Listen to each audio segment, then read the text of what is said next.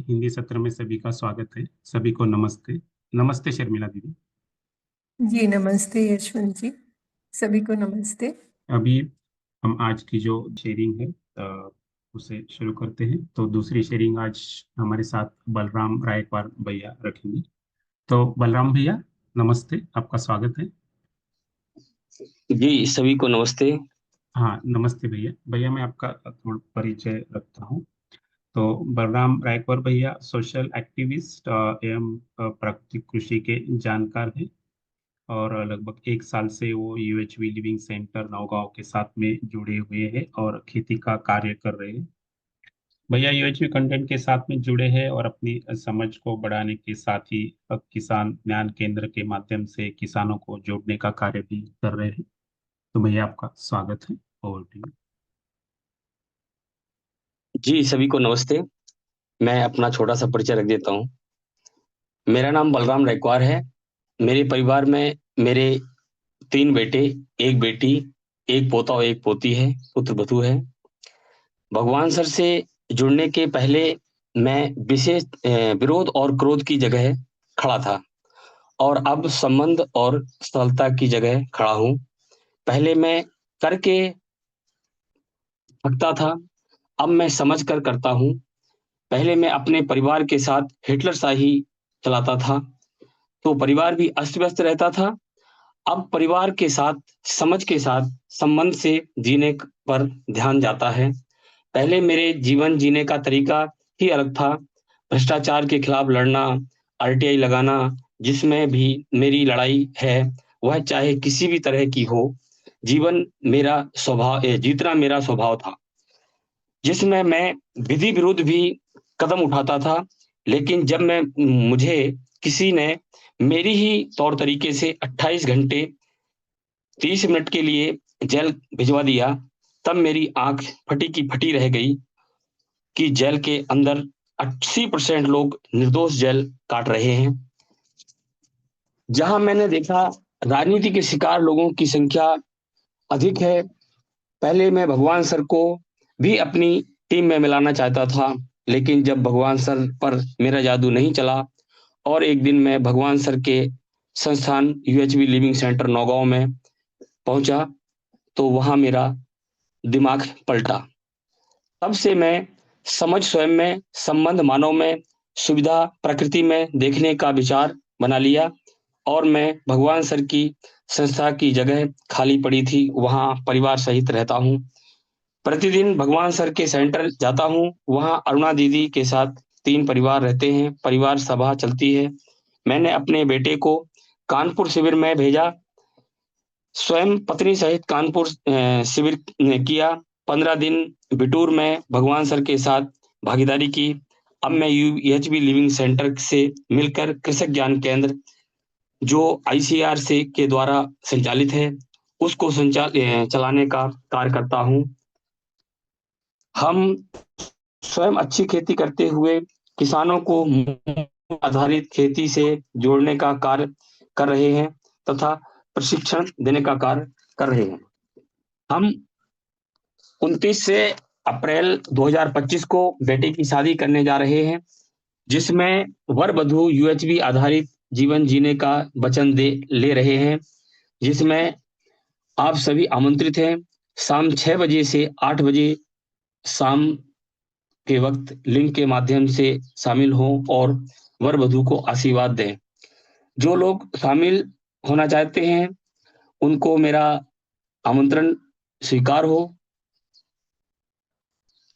अब मैं स्टेप 1 अभ्यास 1 और 2 के ऊपर बात को रखता हूं। अभ्यास से जीवन को समझने का काम कर रहा हूं। स्वयं से स्वयं को देखने के प्रस्ताव पर ध्यान जा रहा है। अपने भाव विचारों पर ध्यान जा रहा है। भाव विचार मेरे सहज हैं या असहज हैं, इस पर भी ध्यान जाता है। समय समय पर शिकायत का भाव में कमी आई है, ये देख पाता हूँ। जिम्मेदारी का भाव बढ़ा है, ये भी देख पाता हूँ। समझ समय लगेगा ऐसा लग रहा है। क्रोध आना, रिएक्ट ना करना कम हुआ है। सही समझ को हमारे सुखी होने के आधार में है, इस पर भी ध्यान जाने लगा है। अभी भी अधिकांश जीना मान्यता के आधार पर हो रहा है, कुछ-कुछ समझ के आधार पर हो रहा है। स्टेप 6 में मेरी सहज स्वीकृति क्या है? संबंध या विरोध, व्यवस्था या अव्यवस्था, अस्तित्व या संघर्ष। तो मेरी सहमति संबंध में है, विरोध में नहीं, व्यवस्था में है, अव्यवस्था में नहीं, सह अस्तित्व में है, संघर्ष में नहीं। स्टेप 7 में संबंध, व्यवस्था, सह अस्तित्व को समझना और उसके में जीना मेरी मूलभूत आवश्यकता है। ये हमें अब लगने लगा है। अभ्यास 2 में मैं जीवन और शरीर के सह अस्तित्व को समझने का काम कर रहा हूँ। जीवन और शरीर को अलग-अलग वास्तविकताएं हैं। शरीर अलग है और सेल्फ जीवन अलग है। दोनों की जरूरतें भी अलग हैं। इस तरह ध्यान जाने लगा है, जो अभी तक नहीं जाता था। सारा ध्यान दूसरों की तरफ ही जाता था। स्टेप 1 स्वयं के द्वारा शरीर को देखने का अभ्यास कर रहा हूँ। जीवन और शरीर के बीच होने वाले आदान-प्रदान को देख पा रहा हूँ। जब ध्यान देता हूँ तब। निर्णय तो सेल्फ का ही है, ये में भी ध्यान जाने लगा है। मेरा और शरीर संवेदना के बीच दूरी है, इस पर भी ध्यान जाने लगा है। संवेदना का प्रभाव और मेरा निभाव इसे भी सूचना के तौर पर देख पाता हूँ। प्रतिक्रिया पूर्वक दुखी होता हूँ और अनुक्रिया पूर्वक सुखी होता हूँ। स्टेप 7 में शून्य एक अलग प्रकार की वास्तविकता है, इस पर सूचना के तौर पर ध्यान जाता है। समझने का प्रयास कर रहा हूँ और यही मेरी बात समाप्त होती है। धन्यवाद।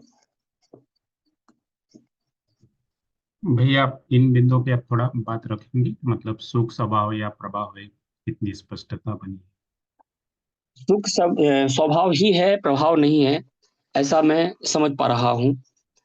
है। जी भैया, तो धन्यवाद भैया। अभी मैं शर्मिला दीदी को आमंत्रित करता हूँ कि दीदी हमें गाइड। जी नमस्ते बलराम जी। जी नमस्ते दीदी। बहुत ही ईमानदारी से आपने अपनी पूरी बात को रखा और मैं आपसे पहले से परिचित तो नहीं हूँ, बट जैसा कि राजेंद्र प्रसाद जी ने भी कहा कि आप अम, मतलब बोलने में इतना नहीं बोल पाए जितना आपकी भागीदारी है, तो ये अपने आप में बहुत बड़ी बात है। जी आपने एक धन्यवाद। बात जो कही कि आप हिटलर जैसे थे और आप चाह रहे थे कि भगवान सिंह जी भी आपके तरफ आ जाएं, तो वो आप उस समय शायद भगवान सिंह जी को जानते नहीं थे, क्योंकि उन्होंने तो नहीं, मैं बहुत उनको जानता नहीं था। मैं 3 साल तक कोशिश करता रहा उनको अपनी तरफ बदलने के लिए, लेकिन नहीं बदल पाया। हाँ फिर डाँट वो भी मैंने डाँट भी बहुत खाता हूँ, अभी भी खाता हूँ डाँट, क्योंकि पुराने विचार जब जाग जाते हैं तो फिर मेरे को डाँट भी खानी पड़ती है, लेकिन फिर मैं समझ जाता हूँ कि नहीं, ये तो ऐसे से ऐसा ही है। जो सही है उसको फिर सुनने के लिए एक मन भी बनता है। जी, भगवान जी के लिए भी मैं कहूंगी कि बहुत बहुत पेशेंस, धैर्य की जरूरत है ऐसा काम हुँ, करने के लिए, और वो उनमें खूब है कि वो दूसरे की स्थिति को देख कर उससे कब क्या बात करनी है वो जान लेते हैं और धीरे धीरे अपनी बात को रखते रहते हैं। भले ही शुरू में ऐसा लगे कि कोई संभावना ही नहीं है, लेकिन वो उसको संभावना को देख पाते हैं और वो धीरे धीरे उस बात को रखते रहते हैं। तो कहीं ना कहीं वो एक तरह से बात पहुंचने लगती है। जैसे अगर पत्थर को भी देखें तो पानी अगर जी। उसके ऊपर जाता रहे आराम आराम से, तो वो पत्थर भी उस उससे मतलब ओ, ये कहावत है दीदी कि रस्सी आवत जात से सिल पर होत निशान, ये कहावत है। जी जी, उसको एक्सप्लेन भी कर दीजिए सबके लिए। जी। रस्सी आवत जात से सल पर होत निशान। सर रस्सी को जब बार बार हम पानी खींचते हैं कुएं के अंदर से तो उसके ऊपर भी निशान पड़ जाता है। वही स्थिति मेरे से अंदर हुई। करेक्ट। एक सो बार धीरे धीरे। एक बार ऐसा भी हुआ, भगवान सर को मैं पढ़ रहा था और वो किसी एक व्यक्ति को उनने बहुत अच्छा बनाया, पाल पोस के उसको ठीक ठाक बनाया, यूएचबी के लायक बनाया। जब उसका व्यवहार मैंने देखा भगवान सर के प्रति और भगवान सर के अंदर क्या चल रहा था कि अगर कोई दूसरा होता तो क्या करता, लेकिन फिर भी भगवान सर उसको समझाते रहे, समझाते रहे। आज भी समझाते हैं उससे। मैं अगर कभी बुराई भी कर देता हूं तो वो बोलते हैं नहीं, वो अपनी जगह ठीक है, उसकी इतनी ही मान्यता है।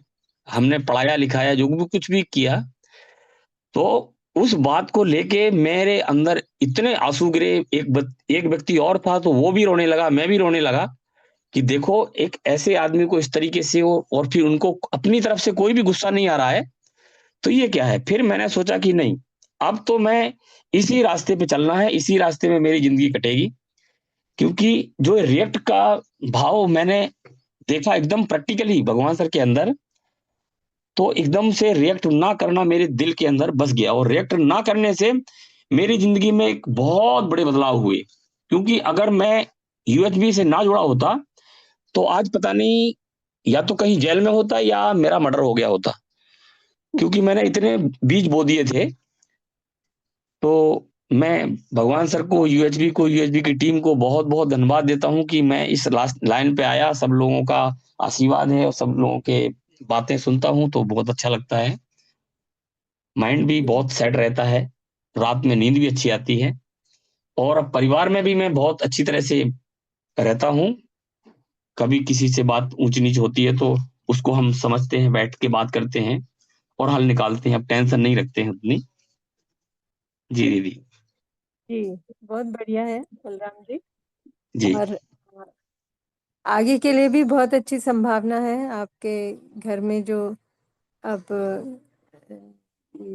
जो शादी है उसके लिए भी आपको जी सबको बहुत बहुत बधाई। जी, और आप भी आमंत्रित हैं दीदी। जी जी, धन्यवाद। और समय आपका मिले तो यहाँ पे आइएगा और नहीं मिलता है समय तो ऑनलाइन जरूर आइएगा। जी जी, जी बहुत बधाई और बहुत शुभकामना आगे के लिए आप जी सभी को। जी, धन्यवाद।